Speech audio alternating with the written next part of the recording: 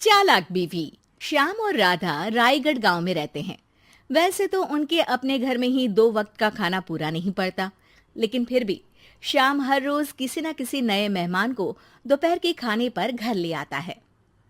एक दिन राधा कहती है, ये क्या है जी, जब आपको पता है कि हमारे पास अपना पेट भरने तक का खाना पूरा नहीं होता, फिर क्यों रोज किसी न किसी नए मेहमान को घर लेकर आ जाते हो? ऐसे तो जिंदगी जीना मुश्किल हो जाएगा। मेहमानों को खिलाना पुण्य का काम होता है, इससे भगवान खुश होते हैं। तुम क्यों उसके बीच में आकर पाप की भागीदारी बन रही हो? दोबारा मेरे सामने ऐसी बात मत करना, समझी? इसी तरह राधा बहुत बार श्याम को समझाने की कोशिश करती है, पर वो हर बार एक ही बात बोलकर उसे चुप करा देता है। इन्हें समझाना तो बेकार है। मुझे ही कोई ऐसी तरकीब सोचनी होगी जिससे मेहमान अपने आप ही यहां आना बंद कर दे। राधा तरकीब सोचने में लग जाती है और इसी तरह कुछ दिन बीत जाते हैं। एक सुबह श्याम बिना कुछ बताए जल्दी घर से निकल जाता है और राधा अपने काम में लग जाती है। कुछ घंटों बाद श्याम अपने एक दोस्त के साथ घर वापस आता है। सुनो राधा, आज दोपहर के लिए 3 मेहमानों का खाना बनाकर रखना, और याद रखना उनकी खातिर में कोई कमी ना हो। श्याम की बात पर राधा हैरानी से उसकी तरफ देखने लगती है, लेकिन दोस्त के साथ होने की वजह से कुछ बोल नहीं पाती।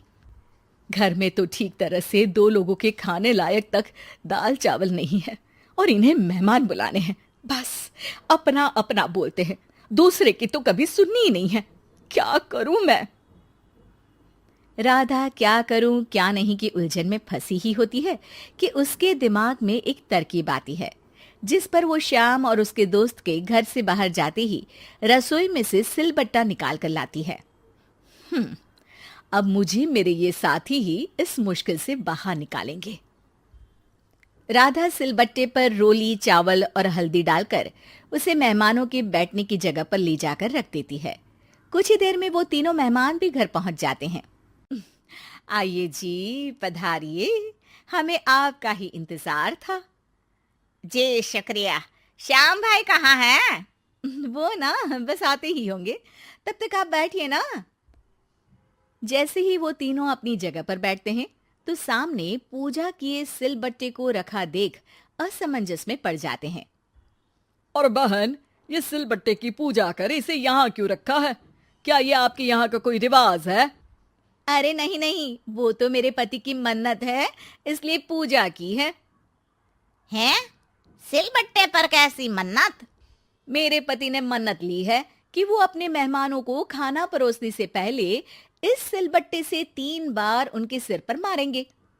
राधा की ये बात सुन तीनों मेहमानों के चेहरों की हवाइयां उड़ जाती है, जिसे देख राधा मन ही मन हंसती हुई उन्हें दिलासा देते हुए कहती है, अरे आप लोग फिक्र मत कीजिए, ज्यादा तेज नहीं मारेंगे, बस 3 बार जरा सी थपकी। और ये सुनते ही तीनों मेहमान डर से कांपते हुए तुरंत अपनी जगह से उठ खड़े होते हैं। अरे अरे, आप सब उठ क्यों गए? मेरे पति बस आते ही होंगे, फिर सब साथ में खाना खाइएगा। अरे जी नहीं, हमें कुछ नहीं खाना। ये कहकर तीनों मेहमान बिना एक पल की और देरी किए घर से बाहर भाग जाते हैं, जिन्हें जाते हुए घर के अंदर आता श्याम देख लेता है। अरे वाह राधा, उन तीनों मेहमानों ने तो बड़ी जल्दी खाना खा लिया।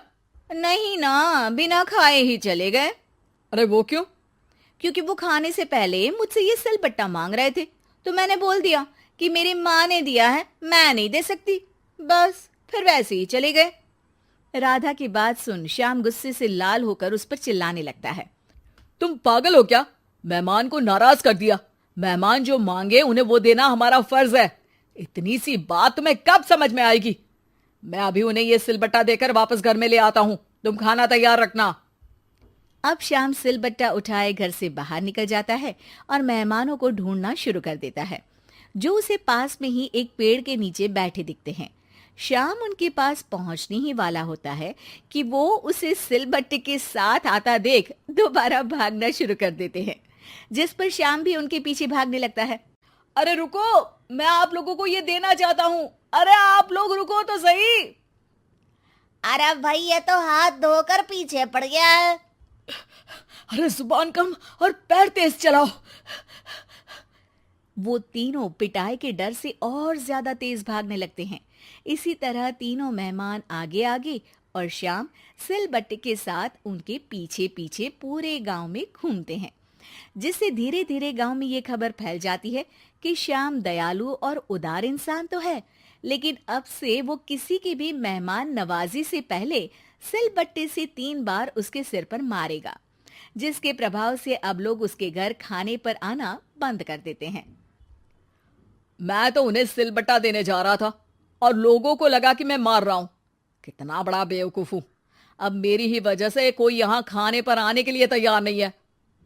इस तरह राधा अपनी होशियारी और सिलबट्टे की मदद से श्याम के मेहमानों वाली आदत से छुटकारा भी पा लेती है और घर की शांति भी भंग नहीं होती।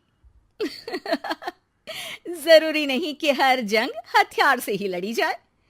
कुछ के लिए सिर्फ दिमागी चाल ही काफी होती है, और अगर शांति के साथ अच्छे से दिमाग लगाकर सोचा जाए तो मुश्किल से मुश्किल समस्या का समाधान मिल ही जाता है।